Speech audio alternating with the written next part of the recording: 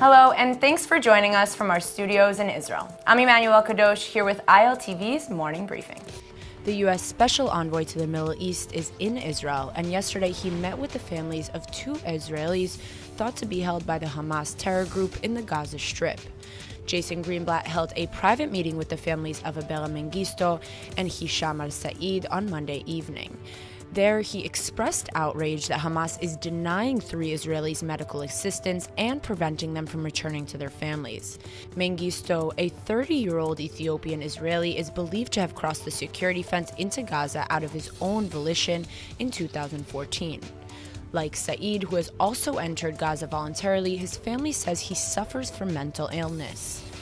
Along with the two men, Hamas also holds Juma Abu Ghanima and the bodies of Owen Shaul and Hadal Goldin, two Israeli soldiers who died during the 2014 Protective Edge conflict.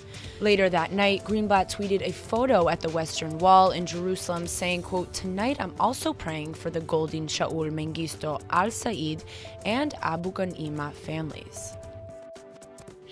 IDF forces came under attack in the West Bank this morning as Palestinian gunmen opened fire upon them with guns and explosive charges. The IDF was operating overnight, making arrests in connection to stone throwers, violent protesters, and even Hamas operatives. When they arrived in JENIN, the soldiers were ambushed. According to an army statement, quote, "In response to the immediate threat, forces shot towards the attackers." Palestinian Authority media outlets have claimed two of the three Palestinians involved in the attack were killed in the firefight, with the third allegedly getting shot in the leg. No Israeli soldiers have been reported injured.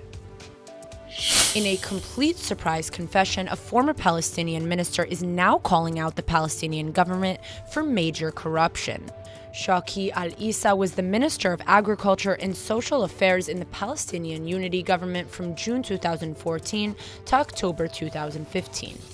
When he resigned, he didn't reveal why, but earlier this week on his Facebook page, Issa posted that, quote, "It was not possible nor permitted to carry out any useful action to reduce corruption or improve the services provided to our people."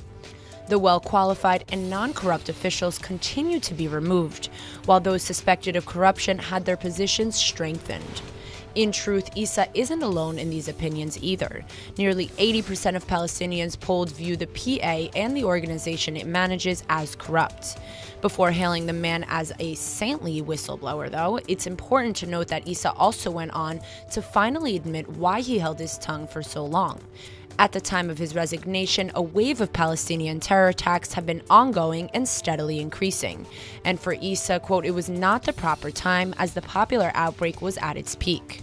And the number of martyrs was rising daily. Essentially, the ex-minister claims the PA wasn't supportive enough of the wave of violence against Israel. He wrote that instead, the PA chose to chase opportunism. Prime Minister Benjamin Netanyahu's wife, SARA, has just received some upsetting news from the Israeli high court system. She will not be allowed to appeal an abuse case she was involved in and lost. In a case brought on against the Prime Minister's residence and the state, the former caretaker Meni Naftali and former maintenance worker Guy Eliyahu alleged mistreatment and hostile working condition at the hands of Mrs. Netanyahu. Because the case wasn't against Netanyahu personally, though, she was invited to defend her actions, but was not allowed any character witnesses or outside testimonies. So Sarah Netanyahu decided to not attend the proceedings at all. It was the choice to avoid the trial that prompted the High Court to deny her appeal. Quote, "Numerous testimonies presented to the court point to an atmosphere of harmful work conditions at the residence due to the behavior of Mrs. Netanyahu and her attitude towards the workers. These included irrational demands, insults, humiliation, and outbursts of rage." The state was ordered to pay roughly $75,000 in compensation to Naftali and Eliyahu, and Sarah Netanyahu was ordered to pay their legal fees of about $700. These are some exciting days we're having here in the Holy Land. The Wingate Institute pool has yet to see as many Olympic medalists competing at the same time as it did at the 20th Maccabiah swim exhibition. Another 4 Maccabiah records have been broken in the pool, but what stole the show was the special 4x50-meter relay race between Israeli and American all-star teams.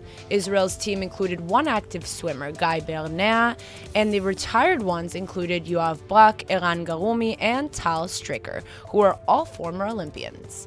The American all-star team won the race in front of the raging crowd in 1 minute and 48.23 seconds, while Israel finished in 1 minute 51.25 seconds.